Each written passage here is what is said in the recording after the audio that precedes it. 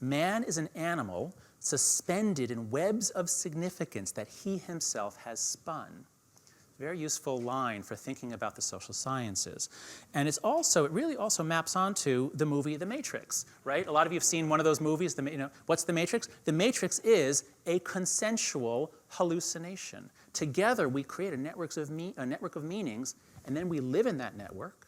And from within our network, we can see how evil the other people are and how they don't have any facts on their side. We've got all the facts. What's wrong with them?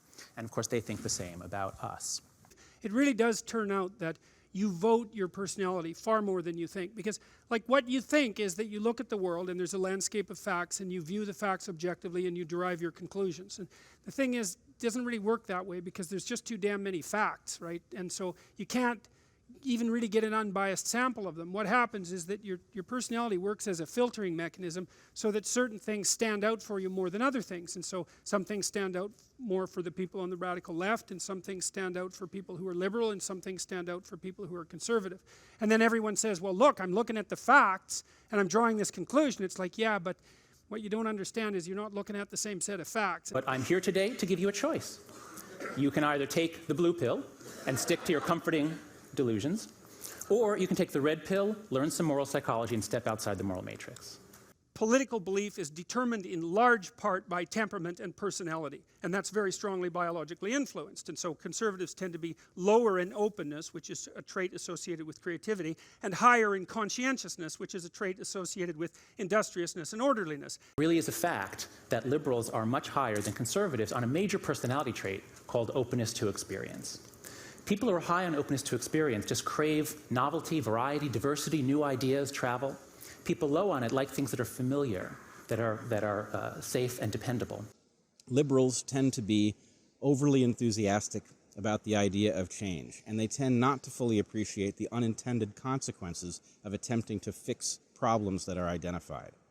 Conservatives tend to be very skeptical of change, and when something could be improved, they will often get in the way of those improvements because they fear the unintended consequence perhaps more than they should. They tend to make good managers and administrators and lawyers. They tend to make good conservative business types. That's their forte, that's their niche.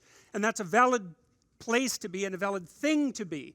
And you know, conservatives aren't so good at being entrepreneurial, and they're not so good at being artistic and creative. That's not their niche. That doesn't mean they're stupid, by the way. It just means their thinking isn't as free form, let's put it that way, and so it's more constrained. I mean, not everyone with a high IQ is creative. Lots of lawyers have high IQs and they tend not to be creative at all.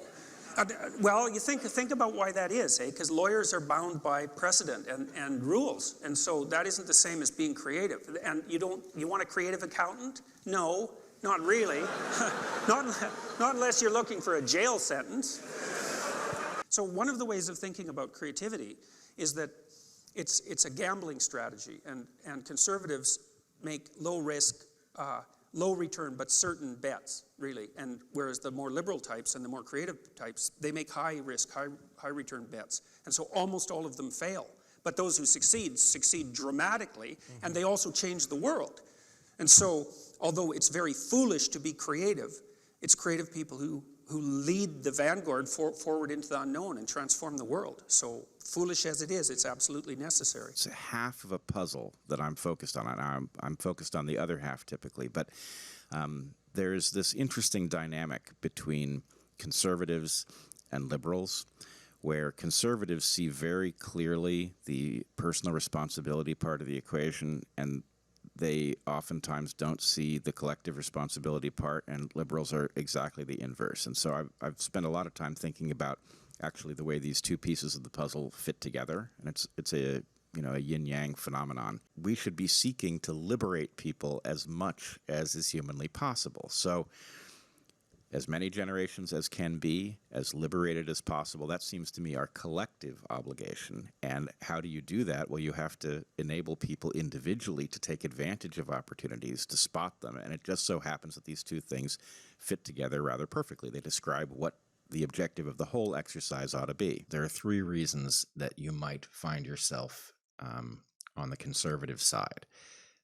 One of them is that you believe that the system is in a place where change is likely to be more harmful than it is desirable. Yeah. The second, You are not inherently opposed to the idea of change. You just don't think it's necessary. right.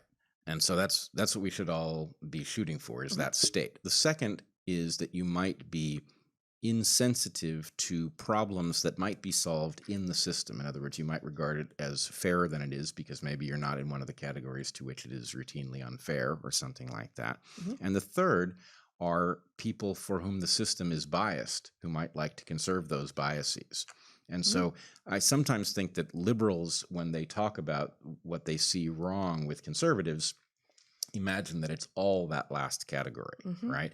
And it isn't, right? I run into all three of these types. And Conservatism isn't something that's necessarily all that easy to sell to young people because they tend not to be that conservative to begin with. And conservatism also tends to have quite a lot to do with things that you shouldn't do instead of things that you might be allowed to do. And so there's a restrictive element of it that's also perhaps less attractive to young people than it might be.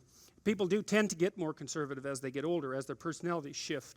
So I'm not saying that you should be conservative or that conservative is the only way to be, because I actually don't believe that. I frequently find, as somebody who comes from the political left, that I have very easy conversations with libertarians on the right. And those conversations remain easy till we get to the question of policy. At the point we get to the question of policy, we diverge. And the reason that we diverge is actually that we have different expectations about the danger of creating new policy. But we do not disagree over the values. A right-of-center economic libertarian will agree that ideally the market works best when opportunity is as broadly distributed as possible so that everybody has an opportunity to innovate. They may disagree about how equal the opportunity is currently, and they may also disagree about the wisdom of attempting to redistribute opportunity so that people who don't have it can gain access to it. But there's no disagreement over whether it is a desirable characteristic. On the other hand, there may be disagreements over what objectives are worthy of pursuing. So if you imagine each of our righteous minds as being like an audio equalizer with 6 slider switches, and the first one is care, compassion, those sorts of issues. Liberals have it turned up to 11, and we have this on a lot of different surveys. Liberals really feel it. When they see an animal being mistreated, they're more likely to feel something than conservatives, and especially than libertarians, who are very, very low on this one. The next two, liberty and fairness. When liberty and fairness conflict with care, are you going to punish someone, or are you going to be compassionate? Liberals are more likely to go with care. In other words, care trumps liberty and fairness, even though everybody cares about all three of those. The next three, loyalty, authority, and sanctity, what we find across many questionnaires, many surveys, and analyses of texts and sermons, all sorts of things, is that liberals don't talk a lot about loyalty, group loyalty. They don't talk a lot about authority and the importance of order and authority in maintaining order. They don't talk a lot about sanctity. Conservatives, on the other hand, what we find is that they value all of these more or less equally. We find this in every country we look at. Here's the data for 1,100 Canadians. I'll just flip through a few other slides. The UK, Australia, New Zealand, Western Europe, Eastern Europe, Latin America, the Middle East, the East Asia, and South Asia. Notice also that on all of these graphs, the slope is steeper on in-group authority purity, which shows that within any country, the disagreement isn't over harm and fairness. Everybody, we debate over what's fair, but everybody agrees that harm and fairness matter. Moral arguments within cultures are especially about issues of in-group authority purity. When values are at issue, there may actually be no resolution. Two reasonable people can disagree over how valuable various objectives are, and when that's the case, simply recognizing that the difference cannot be resolved at the level of discovering that somebody is correct and somebody is incorrect, because in fact both positions are equally valid. And now we get to the crux of the disagreement between liberals and conservatives. Because liberals reject 3 of these foundations. They say, no, let's celebrate diversity, not common in-group membership. They say, let's question authority, and they say, keep your laws off my body. Liberals have very noble motives for doing this. Traditional authority, traditional morality can be quite repressive and restrictive to those at the bottom, to women, to people who don't fit in. But the systems we find it is systematically unfair to some people.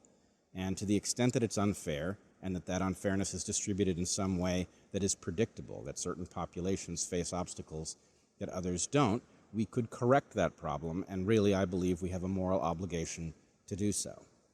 Now, those on the right are correct in pointing out that there's other evidence that says our system is actually highly functional as we find it.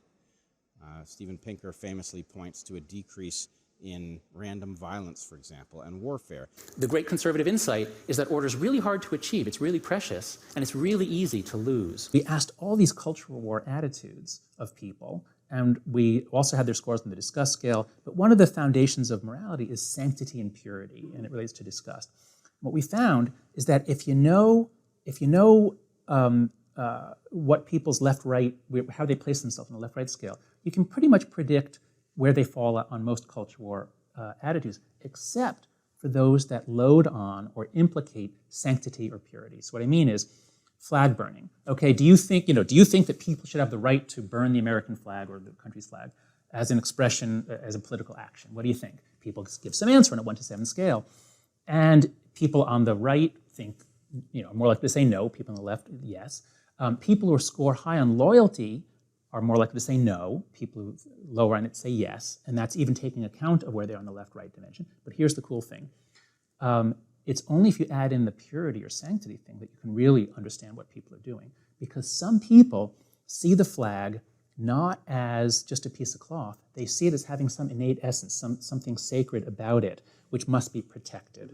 And orderliness is strongly associated with disgust.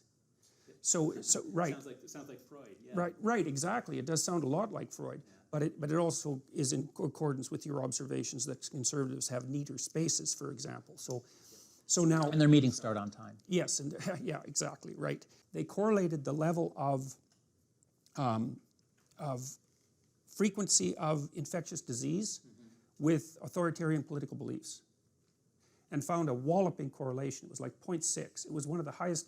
For those of you who don't know, social scientists never discover anything that's associated with anything else at a correlation of 0.6.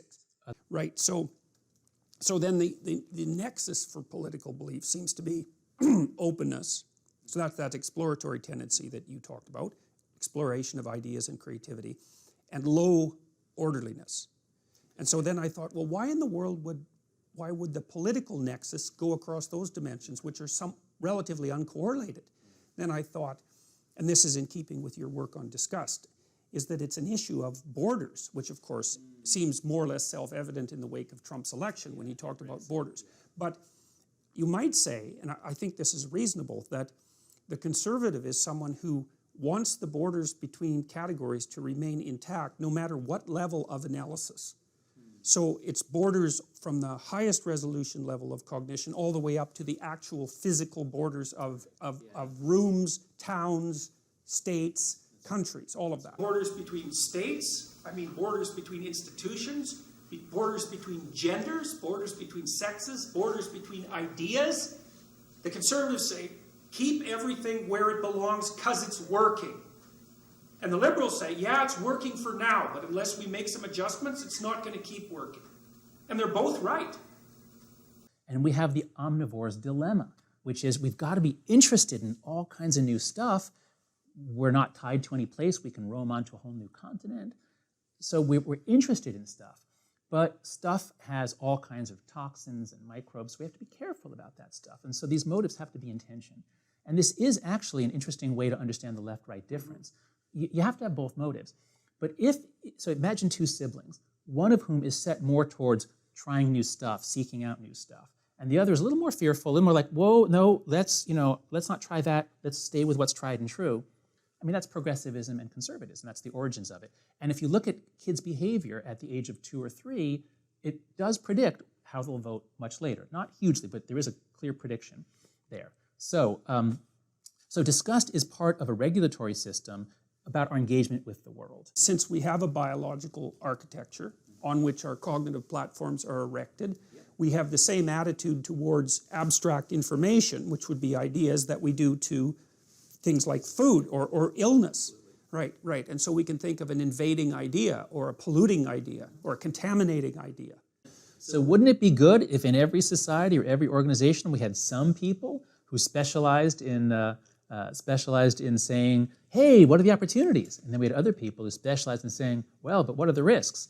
And it just so happens that a lot of people have trouble doing all that in themselves. When we have systems that are well constituted with people who have different personalities and different motives and goals, we actually can get better outcomes. It is the tension between these two things, where liberals can fill in the blind spots of conservatives and conservatives can fill in the blind spots of liberals. That is the magic that makes our system function well. Entrepreneurs and artists are high in openness and low in conscientiousness, especially orderliness, and they have to be, because if you're starting something new, you don't want to have everything in the neat little boxes. You have to break rules. You have to take things apart. And so the liberals need the conservatives to run enterprises, and the conservatives need the liberals to start them. So once you see this, once you see that liberals and conservatives both have something to contribute, that they form a balance on change versus stability, then I think the way is open to step outside the moral matrix. There's another issue that we can't contend with.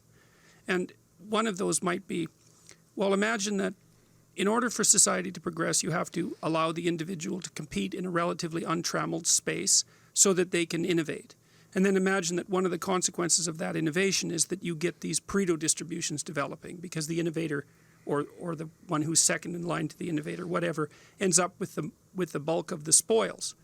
So you might say there's a cost to be paid in inequality for innovation. And then you could also say, well, too much inequality destabilizes things, which seems to be quite clear.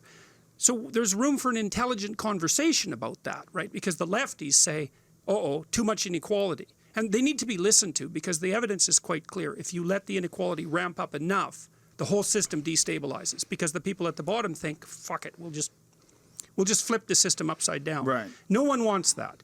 Like, right-wing conservatives don't want that. So, because you could make a Republican argument and say, don't let the inequality in your neighborhood get out of hand, because the crime rate will skyrocket. And the empirical evidence on that is overwhelmingly strong. Inequality drives crime. Now, you can argue about why, but the fact that it does, that's not disputable. So we could have an intelligent discussion between the left and the right, and the discussion would go something like this. You need innovation, you pay for innovation with inequality. But you need to bind inequality, because if it's too intense, then things destabilize. It's like, okay, we could agree on that. We've got the parameters set. Now we have to start thinking very carefully through how to do the redistribution issue, and we don't know how to do that. We've got a battle between two caricatures of what's true, right? Either the market is wonderful and it's producing great stuff with very little corruption, or everything that makes people unequal is the result of corruption. Both of these things are wrong. The left tends to think that markets are fragile things, they're easily corrupted, there are lots of market failures. Well, if there are all these market failures, then we need the government. The government is our hero, it's our protector. That was certainly the case in the progressive era. And the government needs to hold back the capitalist predators.